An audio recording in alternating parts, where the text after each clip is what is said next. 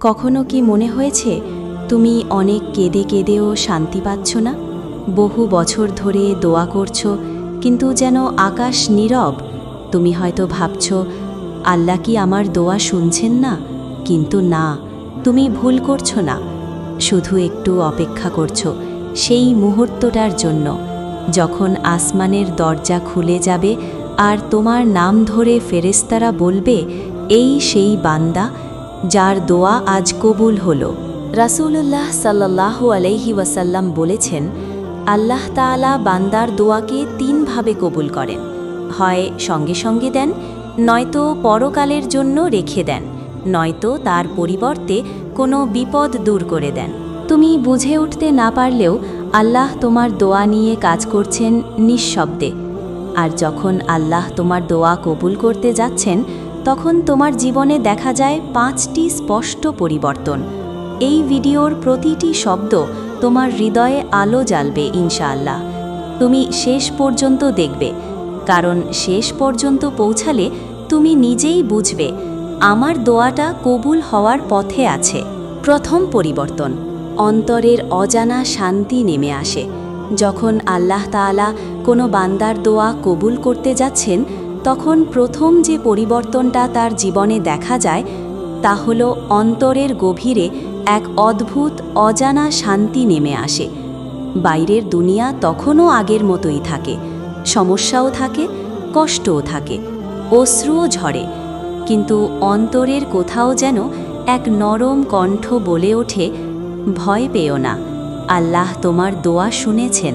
এই শান্তিটা ঠিক বোঝানো যায় না। এটা আসে না মানুষ থেকে, না পৃথিবীর কোনো স্বস্তি থেকে। এটা আসে সরাসরি আল্লাহর রহমত থেকে। আল্লাহ বলেন, নিশ্চয়ই আল্লাহর স্মরণেই হৃদয়গুলো শান্তি পায়। এই শান্তিই হচ্ছে সেই নিদর্শন যে আল্লাহ তোমার অন্তরে নিজ হাতে সাকিনা, শান্তি ঢেলে দিচ্ছেন। এটা এমন এক শান্তি যা দোয়া কবুলের আগমনী বার্তা। রাসূলুল্লাহ সাল্লাল্লাহু আলাইহি ওয়াসাল্লাম এক হাদিসে বলেছেন, যখন কোনো বান্দা দোয়ায় ধৈর্য ধরে, তখন আল্লাহ তার অন্তরে এমন প্রশান্তি দেন যা অন্য কেউ অনুভব করতে পারে না। তুমি হয়তো রাতের গভীরে কেঁদে ওঠো, সেজদায় গিয়ে বলো, হে আল্লাহ, আর পারছি না।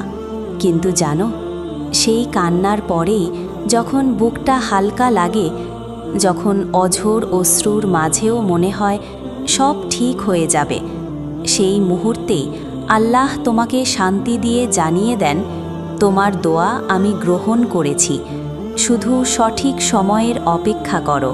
এই শান্তি মানে এই নয় যে কষ্ট চলে গেছে, বরং এর মানে তুমি আল্লাহর ওপর ভরসা করতে শিখে গেছো। তুমি বুঝে গেছো আল্লাহ তোমাকে কষ্ট দিতে নয়, তোমার মাধ্যমে কিছু সুন্দর তৈরি করতে চান। অনেক সময় দোয়া কবুলের আগে আল্লাহ আমাদের হৃদয়কে এমনভাবে শক্ত করে দেন যাতে আমরা আশার শেষ প্রান্তেও স্থির থাকতে পারি। কারণ দোয়া কবুলের আগ মুহূর্তটা অনেক সময় সবচেয়ে কঠিন হয়। তাই সেই সময়ে যদি তোমার হৃদয়ে হঠাৎ শান্তি নেমে আসে, বুঝবে আল্লাহ তোমার দোয়ার দরজা খুলে দিচ্ছেন। সেই শান্তি হচ্ছে এক নিঃশব্দ বার্তা, আমি তোমার সাথে আছি। এবং এটা সেই প্রথম পরিবর্তন যা স্পষ্ট করে বলে দেয়, তোমার দোয়া এখন আসমানের পথে পৌঁছে গেছে। দ্বিতীয় পরিবর্তন, দুনিয়ার ব্যস্ততার মাঝেও তুমি আল্লাহর দিকে বেশি ঝুঁকে পড়ো।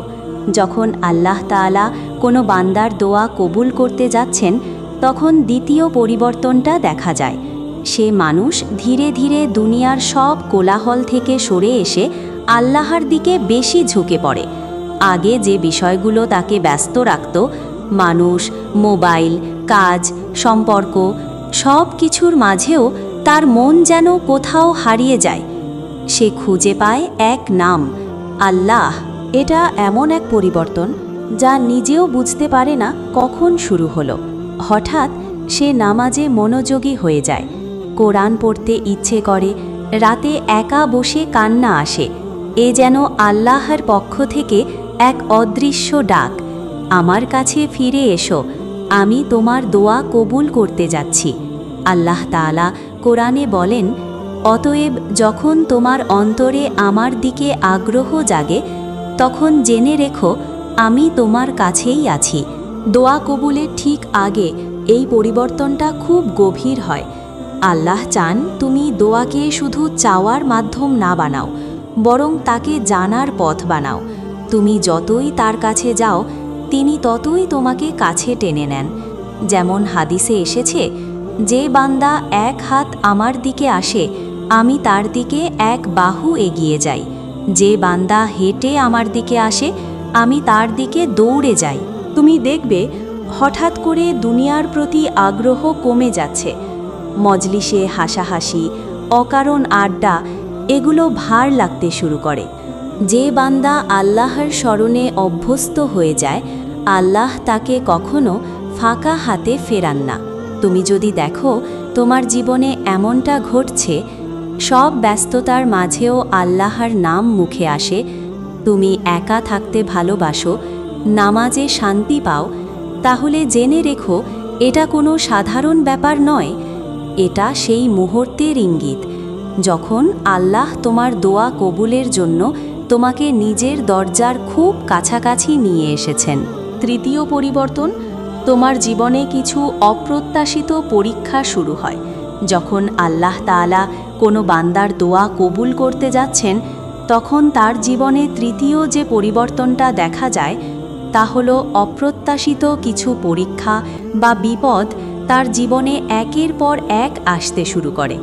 হ্যাঁ, ঠিকই শুনেছ, দোয়া কবুলের আগ মুহূর্তে আল্লাহ কখনো কখনো বান্দাকে এমন কিছু কষ্ট দেন যা দেখে মনে হয় আল্লাহ কি আমার ওপর রেগে আছেন, কিন্তু আসলে এই কষ্টই আল্লাহের রহমতের এক রূপ। আল্লাহ বলেন, আমি অবশ্যই তোমাদের পরীক্ষা করব কিছু ভয়, ক্ষুধা, সম্পদ ও জীবনের ক্ষতি দ্বারা, আর ধৈর্যশীলদের জন্য রয়েছে সুসংবাদ। এই পরীক্ষা মানে শাস্তি নয়, বরং প্রস্তুতি। আল্লাহ তোমার দোয়া কবুলের আগে তোমার ভেতরকে শক্ত, পরিশুদ্ধ এবং দৃঢ় করে তোলেন। তিনি দেখতে চান তুমি তার প্রতি সত্যিই আস্থা রাখো কিনা। তুমি কি শুধু সুবিধা পেলে তাকে ডাকো, না কষ্টেও তার নাম নাও। অনেক সময় দেখা যায় তুমি কোনো বড় কিছু চাইছো, হয়তো রিজিক, বিয়ে, সফলতা বা শান্তি, আর ঠিক তখনই বিপরীত কিছু ঘটে। কাজ ভেঙে যায়, সম্পর্ক নষ্ট হয়, পথ বন্ধ হয়ে যায়। তুমি অবাক হয়ে যাও, এটা কেন ঘটছে? কিন্তু জানো না, এই কষ্টই হচ্ছে সেই দরজা যার ওপারে তোমার দোয়া লুকিয়ে আছে। রাসূলুল্লাহ সাল্লাল্লাহু আলাইহি ওয়াসাল্লাম বলেছেন, যখন আল্লাহ কোনো বান্দাকে ভালোবাসেন তখন তিনি তাকে পরীক্ষা দেন। তাই এই পরীক্ষা আসলে এক বিশেষ নিদর্শন যে আল্লাহ তোমাকে তার প্রিয় বান্দাদের সারিতে আনতে চান। তুমি যে দোয়াটা করেছ তার মূল্য বড়, তাই তার বিনিময়েও আল্লাহ তোমাকে একটু শক্ত করে করে নিচ্ছেন, যাতে তুমি যখন সেই দোয়া কবুলের ফল পাবে তখন তা ধারণ করার মতো মন ও ঈমান তোমার থাকে। কখনো কখনো দোয়া কবুলের আগে সব কিছু ভেঙে পড়ে, যেন নতুনভাবে সাজানোর জায়গা তৈরি হয়। তুমি ভাবো সব শেষ, অথচ আল্লাহ বলেন, নিশ্চয়ই কষ্টের সাথেই আছে স্বস্তি। যে বান্দা ধৈর্য ধরে তার দোয়া কখনো হারিয়ে যায় না, বরং সেই ধৈর্যের ভেতরেই লুকিয়ে থাকে আল্লাহর উত্তরের প্রস্তুতি। তাই ভাই আমার, বোন আমার, যদি হঠাৎ তোমার জীবনে একের পর এক সমস্যা আসে, কষ্ট বাড়ে, মানুষ দূরে সরে যায়, তাহলে ভয় পেও না। বুঝে নাও আল্লাহ তোমার দোয়া কবুল করতে যাচ্ছেন, তাই তোমাকে পরীক্ষার পথে শুদ্ধ করছেন। চতুর্থ পরিবর্তন, তুমি তোমার চাওয়াটা নিয়ে আর অত চিন্তা করো না, বরং আল্লাহর পরিকল্পনায় ভরসা করতে শেখো। যখন আল্লাহ তাআলা কোনো বান্দার দোয়া কবুল করতে যাচ্ছেন তখন চতুর্থ যে পরিবর্তনটা আসে তা হলো সে বান্দা ধীরে ধীরে তার চাওয়াটাকে নিয়ে অত চিন্তা করা বন্ধ করে দেয়। সে আর আগের মতো অস্থির থাকে না, বরং এক সময় এসে বলে, হে আল্লাহ, আমি যা চেয়েছি তা যদি আমার জন্য ভালো হয় তাহলে দিন, আর যদি না হয় তাহলে যা ভালো সেটাই দিন। এই জায়গায় পৌঁছানোই হচ্ছে ঈমানের পরিপক্কতা। যে মন আগে শুধু চাওয়া জানত, এখন সেই মন শেখে আল্লাহর পরিকল্পনাই শ্রেষ্ঠ। আল্লাহ বলেন, সম্ভবত তোমরা কোনো কিছু অপছন্দ করো, অথচ সেটাতেই তোমাদের জন্য রয়েছে কল্যাণ, আর সম্ভবত তোমরা কোনো কিছু ভালোবাসো, অথচ সেটাতে রয়েছে অকল্যাণ। আল্লাহ জানেন আর তোমরা জানো না। রাসূলুল্লাহ সাল্লাল্লাহু আলাইহি ওয়াসাল্লাম বলেছেন, যে বান্দা আল্লাহর উপর ভরসা করে আল্লাহ তার জন্য যথেষ্ট হন। এই অবস্থায় তুমি বুঝতে পারো, দোয়া মানে শুধু ফল পাওয়া নয়, বরং আল্লাহর সাথে সংযোগ রক্ষা করা। তুমি তার কাছে আর কেবল চাওয়া নিয়ে যাও না, বরং ভালোবাসা নিয়ে যাও। তুমি তার উপর এমনভাবে নির্ভর করতে শুরু করো যে ফল না পেলেও মন ভাঙে না, কারণ তুমি জানো আল্লাহ আমার ক্ষতি করবেন না। এই মানসিক শান্তি আসলে এক বড় ইঙ্গিত যে তোমার দোয়া এখন আকাশের পথে উঠছে, কারণ আল্লাহ যাকে ভালোবাসেন তাকে প্রথমে শেখান কিভাবে ভরসা করতে হয়। আর যখন তোমার ভেতর থেকে ভয়, অস্থিরতা, সন্দেহ চলে যায়, তখনই বুঝবে আল্লাহর পরিকল্পনা তোমার চাওয়ার চেয়ে অনেক সুন্দর।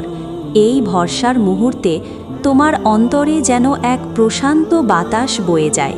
তুমি আর চিন্তিত থাকো না, বরং বলো, হে আল্লাহ, আমি আপনার পরিকল্পনাতেই খুশি, আমার যা চাওয়া আপনি জানেন। তখনই আল্লাহ বলেন, যে বান্দা আমার উপর ভরসা করে আমি তার জন্য যথেষ্ট।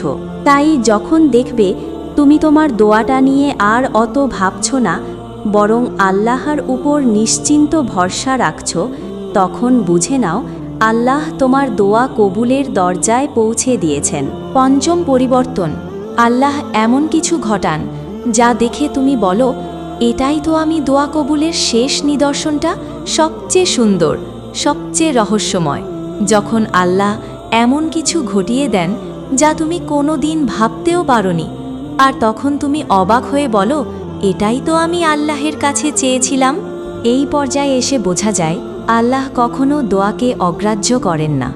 তিনি শুধু সময়, পরিস্থিতি আর মাধ্যমটা ঠিক করেন এমনভাবে যাতে তুমি বুঝতে পারো দোয়া শুধু শোনা হয়নি, নিখুঁতভাবে কবুল হয়েছে। আল্লাহ বলেন, যখন আমার বান্দারা আমার সম্পর্কে জিজ্ঞাসা করে, বলো আমি তো নিকটবর্তী, যে দোয়া করে আমি তার দোয়ার জবাব দিই। তুমি হয়তো অনেক দিন ধরে কিছু চাইছিলে, একটা চাকরি, একটা রিজিকের দরজা, হয়তো ভালোবাসার মানুষ, হয়তো মানসিক শান্তি, আর হঠাৎ একদিন এমন কিছু ঘটে যা ঠিক তোমার দোয়ার প্রতিচ্ছবি। তুমি অবাক হয়ে যাও, বুকের ভেতর কাঁপন লাগে, চোখে পানি আসে।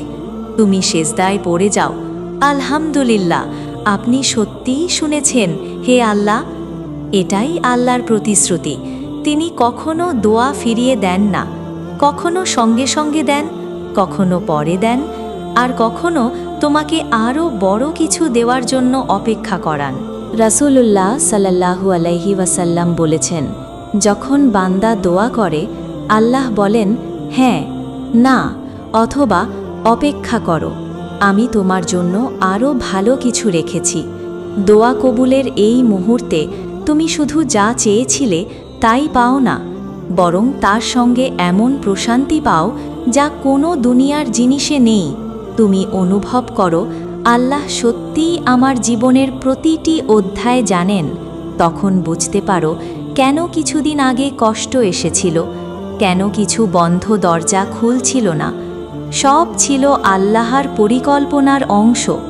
আজ যখন সেই দোয়া পূর্ণ হয়, তুমি উপলব্ধি করো প্রতিটি অশ্রু ছিল দরজার চাবি, প্রতিটি ধৈর্য ছিল কবুলের সোপান।